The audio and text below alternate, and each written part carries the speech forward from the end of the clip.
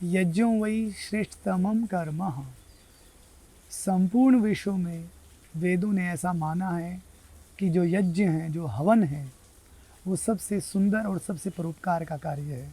आज हम बात करेंगे आप सभी के सामने हवन, यज्ञ क्यों करना चाहिए, यज्ञ क्यों उपयोगी है, हवन को हर एक कल्चर में क्यों प्राथमिकता देते हैं। चाहे वो गृह प्रवेश है, चाहे वो हम कोई भी नया कार्य कर रहे हैं उसके उद्घाटन की बात है, कोई भी शुभ कर्म होता है तो हम हवन से ही उसको प्रारंभ करते हैं। हमारी जो परंपरा रही है इसके पीछे यही उद्देश्य रहा है कि हम ये जो अच्छा कार्य करने जा रहे हैं, जैसा हवन परोपकार का कार्य है, वैसे ही इस कार्य से भी हम समाज में एक परोपकार का कार्य करें। ये मुख्य उद्देश्य उसके पीछे होता है। अनेकों जो मिलियनर, जो बिलियनर्स लोग हैं, चाहे वो अंबानी जी हैं, चाहे वो मुझाल परिवार है जो हीरो होंडा वगैरह के मालिक हैं, इन लोगों के घर में लगभग प्रतिदिन हवन होता है, होम होता है। अच्छा हवन करने से हमेशा घर में सुख शांति मिलती है। वहाँ की जो वाइब्स हैं, जो एनर्जी है, वो हमेशा सकारात्मक रहती है, पॉजिटिव थॉट्स रहती हैं। अभी कुछ पीछे राजीव गांधी कैंसर हॉस्पिटल है अजमेर के अंदर, वहाँ पर एक अनुसंधान किया गया, एक रिसर्च किया गया, ये आप गूगल पर भी सर्च कर सकते हैं हवन को लेकर के।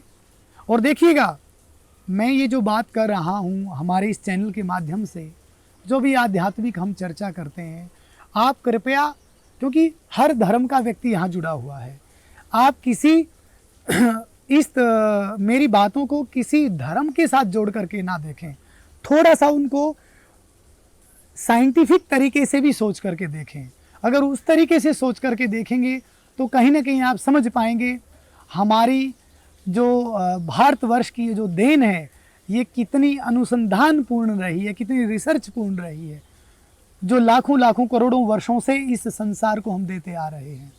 तो राजीव गांधी जो कैंसर हॉस्पिटल है, वहाँ पर एक अनुसंधान, एक रिसर्च किया गया पिछले कुछ वर्षों पहले। जो ऑपरेशन जो थिएटर होता है उसके अंदर एक केमिकल से, कुछ मेडिकल जो केमिकल्स होते हैं, ऑपरेशन करने से पहले उस रूम को उन केमिकल से साफ़ किया जाता है ताकि कोई भी कीटाणु उसके अंदर ना रहे।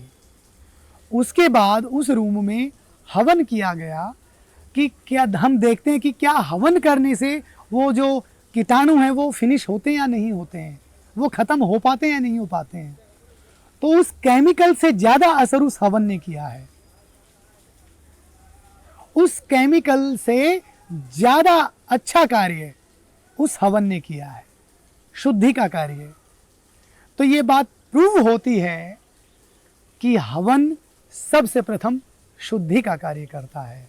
फिर वो चाहे घर की शुद्धि हो, चाहे वो फिर विचारों की शुद्धि हो, चाहे वो मानसिकता की शुद्धि हो, नेगेटिव थॉट्स की शुद्धि हो। तो दोस्तों, मैं ये नहीं कहूँगा कि हवन करने के लिए आप सारे मंत्र बिल्कुल एक एक मंत्र बोल करके ही करें। बहुत सारे भाई बहन होंगे, बहुत सारे परिवार में इस तरह के लोग होंगे कि हवन पहले कभी नहीं किया होगा, मंत्रों से कोई वास्ता नहीं रहा होगा, तो आप एक कार्य तो ज़रूर से ज़रूर कर सकते हो। वैसे तो प्रतिदिन करना चाहिए, लेकिन सप्ताह में एक कार्य तो ज़रूर से ज़रूर कर सकते हो। ये छोटा सा कार्य किसी भी दिन, चाहे वो संडे हो, मंडे हो, हर दिन शुभ होता है। किसी भी दिन सिर्फ 5 मिनट आपके लगेंगे। अच्छी समिधाएं लें, वो भी मैं बताऊंगा कौन सी लकड़ियां हवन में प्रयोग करनी चाहिए। पहले लकड़ियों का विषय, लकड़ियों को जान लें। जामुन की लकड़ी हो सकती, जामुन की समिधाएं हम बेसिकली इसको बोलते हैं, समिधा। लकड़ी शब्द यहाँ हवन के लिए प्रयोग नहीं है, वो एक अपमानित जो है, हम क्योंकि इतना बड़ा कार्य है ये, तो लकड़ी जो शब्द है उसके लिए छोटा रहेगा। तो समिधा जो शब्द है वो कहीं ना कहीं अच्छा बैठता है। तो समिधाएं या तो जामुन की हों, पीपल की हों, बरगद की हों, या फिर आम की, ये समिधाएं आप लीजिएगा। हवन कुंड हर जगह से मिल जाता है, ले लीजिएगा। 8-10 समिधाएं जमाएं अच्छे से, चौकोर में इस तरह से ऐसे। उसके बाद उसमें एक छोटा सा कपूर रखें, थोड़ा सा घी से उस समिधाओं के ऊपर थोड़ा सा घी डालें और फिर उसमें अग्नि प्रज्वलित करें। जब अग्नि अच्छे से प्रज्वलित हो जाए तो जिन लोगों को, जिन भाई बहनों को गायत्री मंत्र आता है, वो गायत्री मंत्र से आहुति दें। ओम भूर्भुवः स्वः तत्सवितुर्वरेण्यं भर्गो देवस्य धीमहि धियो यो नः प्रचोदयात् स्वाहा। स्वाहा शब्द पर घी से आहुति दें और सामग्री हर जगह से मिल जाती है। कोशिश करें अच्छी सामग्री लें और बहुत सारे अच्छे संस्थान हैं जो अच्छी सामग्री बनाते हैं। आर्य समाज के बहुत सारे मंदिर हैं, हमारे जो है सनातन धर्म के बहुत सारे मंदिर हैं जहाँ से अच्छी जो है सामग्री मिलती है हमें। उसमें बहुत अच्छी औषधियों का प्रयोग करते हैं वो। तो वो सामग्री आप जरूर लें और उससे हवन करें। गायत्री मंत्र नहीं आता है तो सिर्फ ओम बोले, ओम स्वाहा कम से कम 11 या 21 बार ये आहुति जरूर से जरूर दें। आप देखें अगर ये कार्य प्रतिदिन करते हैं तो आप अपने घर में देखें कितना आपके घर में पॉजिटिव वाइब्स होंगी। और मेरा अनुरोध है बच्चों को वहाँ जरूर से जरूर बैठाएं ताकि इस आधुनिक भाग दौड़ में हम जो दूसरे देशों की तरफ जो भाग रहे हैं, उनके कल्चर की तरफ जो भाग रहे हैं और अपने कल्चर को जो हम पीछे छोड़ते जा रहे हैं, कम से कम हमारे इस कल्चर से बच्चे परिचित हों। राजा दशरथ ने हवन जब किया तो उनको 4 पुत्रों की प्राप्ति हुई थी।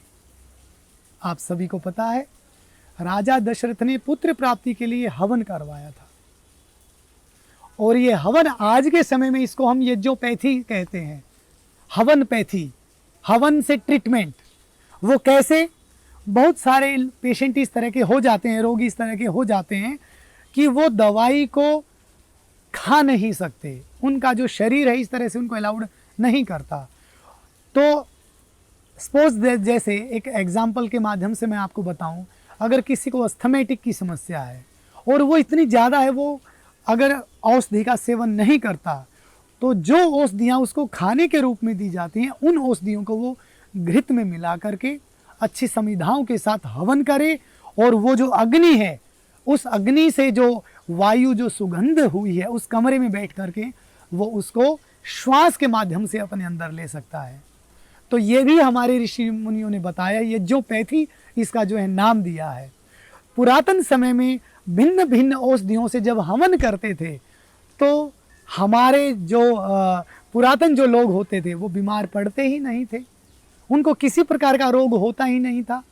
एग्जाम्पल मैं आपको कहूँ, भोपाल जो गैस त्रासदी जो कांड रहा है, भोपाल गैस कांड, गूगल पे आप इसको सर्च कर सकते हैं, ये घटना बड़ी प्रसिद्ध है।